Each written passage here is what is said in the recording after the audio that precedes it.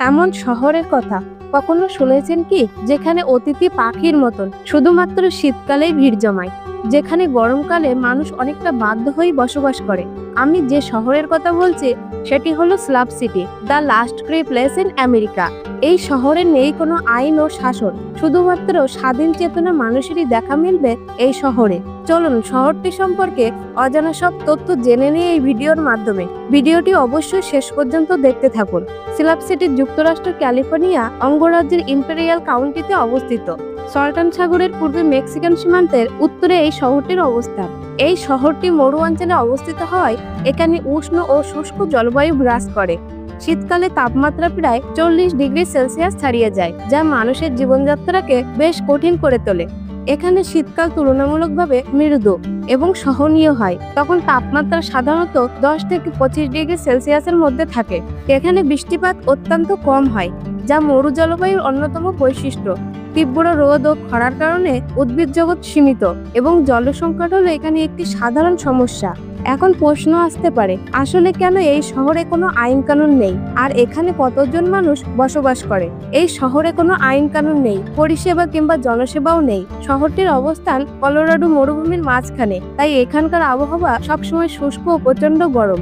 ঋতুভেদে জনসংখ্যার পরিবর্তন হয়। এখানকার বেশিরভাগ অধিবাসীরা শীতের অতিথি পাখির মতন কেবল শীতকাল পার করতেই জায়গাটিতে আসে। শীতকালে এখানে 4000 মানুষ বসবাস করে। এখানে গরমকালের তাপমাত্রা সহ্যের সীমা ছাড়িয়ে যায়, তাই স্থায়ী প্রায় 150 জন বাসিন্দা ছাড়া সে সময় দেখা পাওয়া যায় না আর কারোরই। অন্য কোথাও যাওয়ার জায়গা না থাকায় ওই 150 জন মানুষকে একই রকম ভাবে বাধ্য হয়েই থাকতে হয় এখানে। কারো মনে প্রশ্ন আসতে পারে, এই শহরটি আসলে কিভাবে গড়ে উঠেছিল?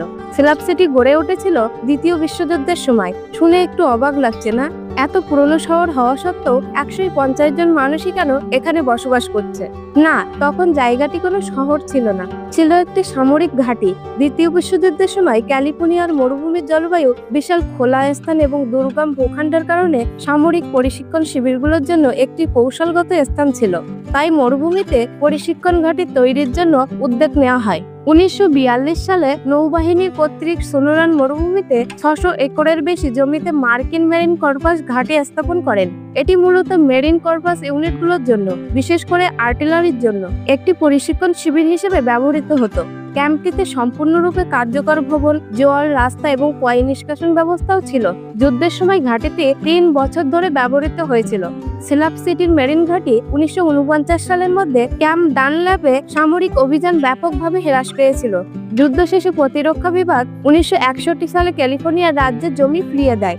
তখন সামরিক ভবনগুলো ভেঙে ফেলা হয়েছিল, তবে কংক্রিটের স্ল্যাবগুলো তখনও অবশিষ্ট ছিল। এখন জানজাকে শহরের অর্থনৈতিক ব্যবস্থা কেমন? স্লাভ সিটির বাসিন্দাদের আয়ের প্রধান উৎস নিয়ে বিভিন্ন সময় বিভিন্ন তথ্য উঠে এসেছে। এখানকার বাসিন্দাদের সাধারণত সবচেয়ে পরিচালিত আয় আসে সম্ভবত SSI চেকের মাধ্যমে। স্লাভ সিটির অর্থনৈতিক ব্যবস্থা মূলত পর্যটকদের অনুদান এবং দানের উপর নির্ভরশীল। 1995 সালে একটি প্রতিবেদনে বলা হয়, সেখানকার প্রায় প্রতিটি বাসিন্দা প্রতিবন্ধী ভাতা, সামরিক নিরাপত্তা বা বেকারত্ব ভাতা গ্রহণ করতেন। সে সময় আয় উপার্জনের আরেকটি উপায় ছিল পরিত্যক্ত জিনিস সংগ্রহ করে পর্যটকদের কাছে বিক্রি করা। অনেক বাসিন্দা বিদ্যুতের জন্য সৌর প্যানেল বা জেনারেটর ব্যবহার করেন। কমিউনিটি গিজার একটি ট্যাঙ্ক থেকে তাদের জন্য বিশুদ্ধ পানীয় জলের ব্যবস্থা করা হয়। স্লাভ সিটির নিকটবর্তী সবচেয়ে কাছের আইন শৃঙ্খলা ব্যবস্থা এবং বাণিজ্যিক কেন্দ্র হলো নীলানট, যা প্রায় 6 কিলোমিটার দক্ষিণ পশ্চিমে অবস্থিত।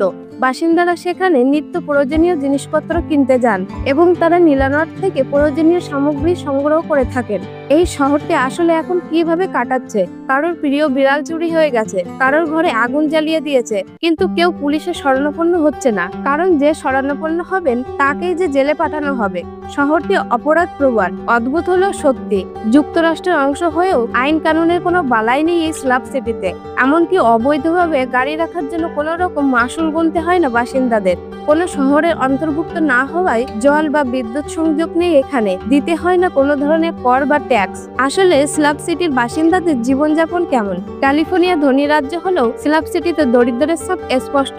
ঘরহীন, বেকার ও যাযাবর মানুষদের অগ্রাধিকার আছে এই শহরটিতে। যদিও এই শহরে নেই তেমন কোনো সুযোগ সুবিধা, নেই বিদ্যুৎ বা জলের সুব্যবস্থা। এই কারণে বাসিন্দারা সৌরশক্তি বা জেনারেটরের উপর নির্ভর করেন। শত অভাব থাকলেও সেখানে বসবাস করে 150 জন মানুষ খুব শান্তিতেই থাকেন, কারণ তারা স্বাধীনভাবে বসবাস করেন এই শহরে। মাসে মাসে ঘর ভাড়া দেওয়া তোড়জোড় তাদের, যা তাদেরকে মানসিকভাবে শান্তিপূর্ণতা দেয়। পেট্রোলের যোগান না থাকায় স্ল্যাব সিটির বাসিন্দারা কাছাকাছি নিলান্ড শহরে গাড়ি চালাতে পারে। স্ল্যাব সিটিতে 1960 সালে কয়েকজন শ্রমিক থাকতে শুরু করেন। তারা সেখানে পাতা কাটার জন্য গিয়েছিলেন। এরপর সেখানে এক এক করে মানুষের আনাগোনা বেড়ে যায়। সুবিধা মতো অনেকেই স্ল্যাব সিটিতে থাকার জায়গা গড়ে নেয়। একে একে স্ল্যাব সিটিতে মানুষের ভিড় বাড়তে শুরু করে। যাযাবর থেকে শুরু করে অবসরপ্রাপ্ত শিল্পী, দার্শনিক থেকে শুরু করে অন্যান্যরা। আসলে যারা স্বাধীনভাবে বাঁচার ইচ্ছা করেন তারাই মূলত স্ল্যাব সিটির বাসিন্দা হয়ে যান। আর এই কারণেই নানা ধরনের অসুবিধা সত্ত্বেও বাসিন্দারা বসবাস করছেন সেখানে।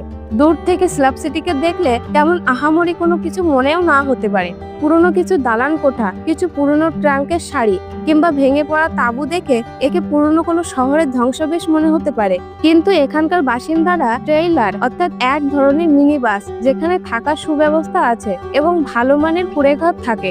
আশ্চর্যজনক বিষয় হলো সেখানে কোনো বসতি নেই, কোনো ঠিকানা নেই, কর বা ট্যাক্স, এমনকি সর্বজনীন উপযোগিতাও নেই সেখানে। স্ল্যাব সিটিতে এক ধরনের লোক রয়েছে যারা উচ্ছৃঙ্খল জীবনযাপন করেন। তাদেরকে বলা হয় টুইকার। টুইকারদের কাজ হলো চুরি করা এবং বিভিন্ন অপরাধ করা। স্ল্যাব সিটিতে দেখার মতন জায়গা হচ্ছে এর স্যালভেশন পাহাড়। প্রায় 3.5 তলা সমান উঁচু এই ছোট্ট পাহাড়টিতে গর্ত করে বসবাস করে আসছে স্ল্যাব সিটির স্থায়ী বাসিন্দারা।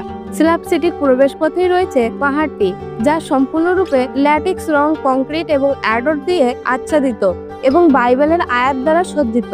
এই অসাধারণ শিল্পকর্মটি স্ল্যাব সিটির বাসিন্দা লিওনার্ড নাইট 30 বছরের প্রচেষ্টায় নির্মাণ করেছিলেন। তার একমাত্র উদ্দেশ্য ছিল ঈশ্বরের প্রতি প্রেম। হাজার হাজার অনুদানকৃত বালতির রং দিয়ে তিনি এই মনোমুগ্ধ পাহাড়টি নির্মাণ করেছিলেন। 2002 সালে মার্কিন যুক্তরাষ্ট্র এটিকে ন্যাশনাল ট্রেজার হিসেবে স্বীকৃতি দেন।